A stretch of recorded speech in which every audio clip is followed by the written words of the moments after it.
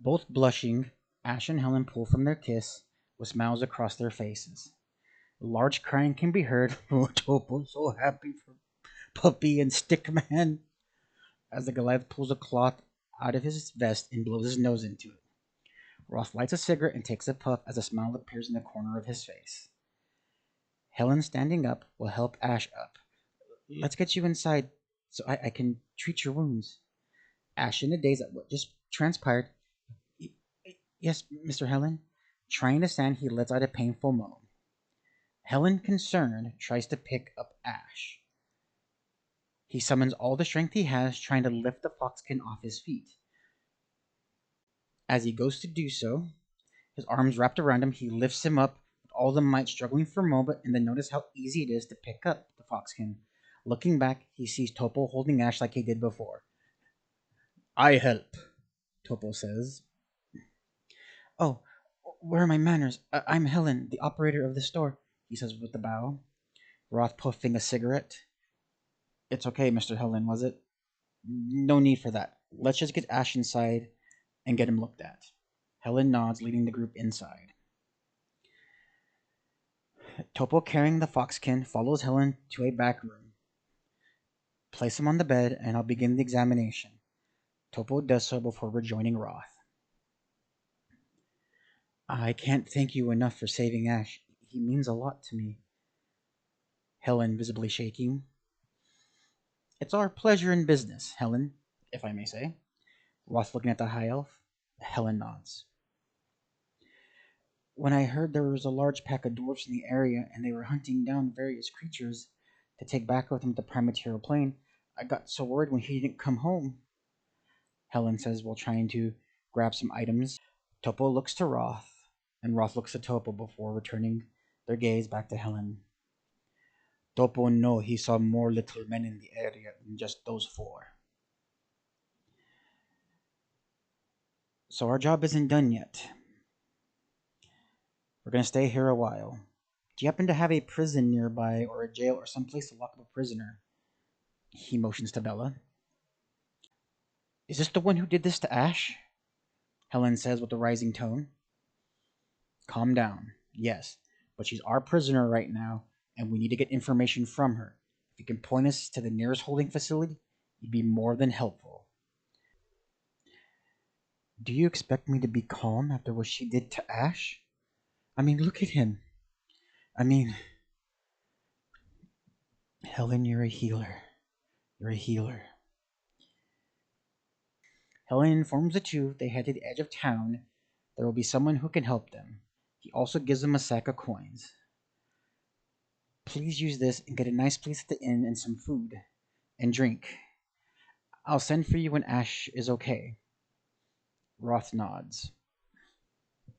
No, Topo no go. Topo stay here. Crosses his arms. Topo, let the man work. He'll inform us when Ash is better, and we can come see him. Eyeing the high elf, Topo grumbles, one thing, Stickman.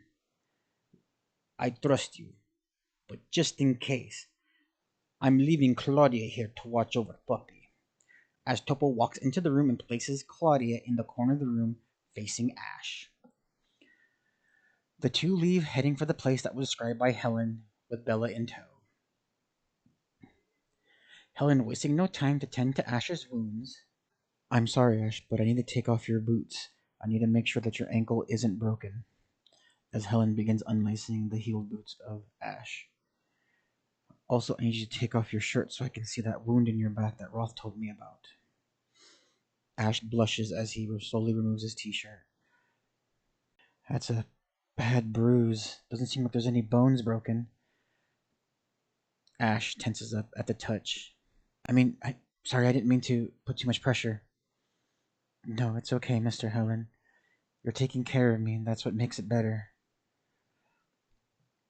After bandaging the foxkin's foot, as well as applying some ointment and some other bandages around his body, as he lays Ash back down in bed, he turns to go get more medicine.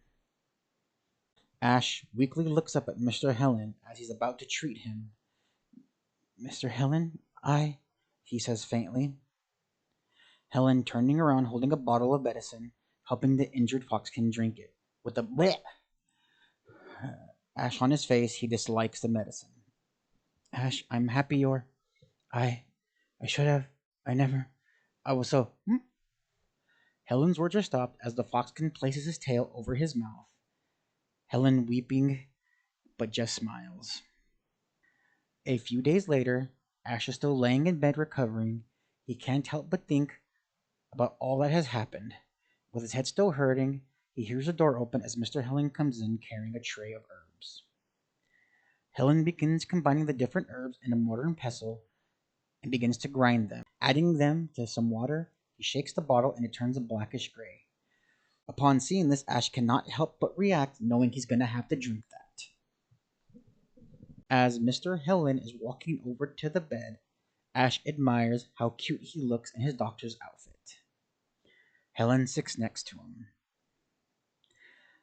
Okay, Ash, open up. Time for your medicine, he says. Ash turns his head. Is there another way I can take this stuff? That tastes really bad. No, it's not that bad. It's going to help you recover faster, Helen says, trying to hold the bottle closer to his lips. Before Ash takes the bottle of evil medicine, he looks at Mr. Helen in the eyes. Mr. Helen, I need to ask you something. As Ash puts a hand on his head, Helen nods, listening to the foxkin. Things are still fussy from that day. When I came back into town, I did. I swore you kissed me, or was it a hallucination? Helen tenses up for a moment and begins to blush. Ash, yes, it was real. Ash's eyes light up as he blushes. See, Ash, ever since we met, I've enjoyed having you around. You would brighten my day, and whenever you would come to the store and tell me about your little stories, about how you relate, I would sit and listen. Helen says with a shy smile. I, I also, too, Mr. Helen. You, I, I love how nice you are to me, and seeing you every day since you came, I, Ash can't seem to say the words he wants to say. Helen grabs Ash's hands and looks him in the face. You mean the world to me, Ash. I can't bear knowing you were almost taken from me. I don't want that to happen again. You are somebody who I love you, Ash. Upon hearing those words, the foxkin tail begins to wag uncontrollably yet again. I love you too, Mr. Helen, with all my heart. I've always wanted to say something, but I could never get the words out. But with all that's happened, I... Helen kisses Ash on the forehead. Ash, with a content expression, drinks the medicine before laying at a sound. Ash, I would like you to stay here for a while. We can send for your things, Helen says as he grasps the foxkin's hand. With what seems like a blur of fur, Ash kisses Helen as his tail wraps around him, stunning the high elf. Ash pulls back from Mr. Helen and smiles and blushes. You're right, that medicine does taste horrible, Helen says with a bleh look on his face. Mr. Helen, are we? The foxkin says as he can't quite finish his sentence. Helen leans into Ash, slowly pets him, and begins rubbing behind his left ear. Yes, Ash, we are. At the Moonwarden Tavern, Ash and Topo are sharing a meal as they notice Helen and a bandaged up foxkin walk in. Topo smiles. Puppy. Ash, I'm glad you're feeling better, Roth twitching as he can't smoke in this tavern. Helen and Ash join the two for a meal, all four smiling. After the meal, Roth heads outside needing to smoke. As he lights a cigarette and takes a draw, he sees Helen come out. Ash and Topo are enjoying some sweetbreads from the Sunwarden bakery next door. Roth holding his cigarette. I have to say, Mr. Helen, you're quite something. A doctor, an apothecary, as well as a magic shop owner. There seems to be more to you. A lot more, Roth says. Mr. Helen turns to Roth. I'm just skilled in various things, because I want to be useful. I'd say, taking a long drag and letting a puff out. Takes a lot of effort to make me feel uneasy around somebody. But you, Mr. Helen, I can feel you're stronger than you look. Roth is looking at Helen. I don't know what you mean. I'm just an honest businessman. Helen turning from Roth. It's not my place to judge. You have your reasons. But I can appreciate and understand the immense magical energy it takes to create the ward you're using. Roth lights another cigarette. Looking down, Helen digs at the dirt with his foot. It's not what you think. It's a protection ward placed in me. Again, not my place.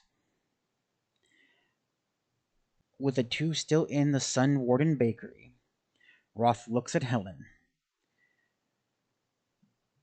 What I'm about to say isn't good. We learned from Bella that there is just more than her little pack that came through the portal. Topo knows he saw more, and I trust his senses. And Bella confirmed it. There are two other groups of three, including her boss, still here. Roth says, looking to the sky. Topo and I's work isn't done yet, but we have no idea how to get around this forest, or how to go about tracking the others. Putting his cigarette out. What are you trying to say, Roth? Helen concerned. I know this is a lot to ask, but would you mind if we borrowed Ash to be our guide in the forest? Roth says, running his hand through his hair. Helen, visibly upset. You're joking. He's been through a lot right now. I'm not going to allow him to be put in any more danger. I can't live with myself if it happens again to him. I know there's danger involved, but me and the big guy got him. We can protect him. Roth looking at Helen. No, I can't. I almost lost him already. I'm not going to. I'll go. Helen turning to see Ash and Topo. Ash, no, you can't. After what's happened, it was my fault. You were out there and you got hurt. Helen says, tearing up. No, Mr. Helen, it's not your fault. It's those poachers' fault. But if they're still here, I can't sit idly by and watch what happened to me happen to others. What if somebody isn't lucky enough to get away? Ash, please, I have to go.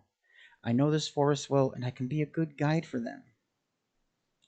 No worries, Stickman. Topo and Claudia will take good care of Puppy. Topo loudly exclaims. Visibly troubled, Helen looks to the trio. Then I'm coming too. No, Mr. Helen. What about your condition? I don't want to see you get sick. Also, you have a store to run, Ash says with concern. Also, it's a lot easier to watch one than it is to watch two, Roth says, lighting up another cigarette. I can't force you to stay, Ash. You must make the decision on your own, and you'll have my backing 100%. Ash nods and looks to Roth and Topo. When do we leave? That's the spirit, kid. Whenever Helen says you're ready. He is your doctor, after all. Helen, tearing up, clutches his robe. Ash can go with you tomorrow. I would like one more night with him to rest. Ash smiles and embraces Helen. The morning sun rises over the town of Tok. Two figures stand outside Light's Rest. Ash and Helen come out and see Topo, Claudia, and Roth standing awaiting the foxkin. Roth and Topo notice that Ash is wearing adventurer-style gear. With a big smile on his face and a twirl of his new skirt, Ash is very happy. He looks back to Mr. Helen, who then surprisingly gives him his messenger bag and hands it to Ash. Ash, this is a very special bag.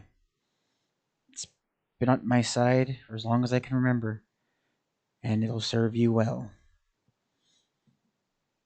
The foxkin takes it and puts it over his shoulder with a big smile on his face. I'll cherish it, Mr. Helen. I promise I'll come back safe, Mr. Helen. Ash stands on his tippy toes and kisses the elf on the cheek. Before Ash can react, Helen draws a circle around the foxkin's head as a magical collar appears and wraps itself around Ash's neck. Then the clasp locks and disappears. You can call me sir if you like now, Ash. Helen smiles. Ash, touching the collar, can feel intricate scrollwork of elven leaves scrolled throughout it. I don't know what to say. Ash curtsies to Helen. Thank you, sir. Okay, guys, are we ready? Ash taking his place in front of the group. Let's get those porches, Topo says out loud. Roth, with his head in his hand, it's poachers, Topo. We're going after eggs? The three laugh and giggle as they walk into the forest, starting their new adventure.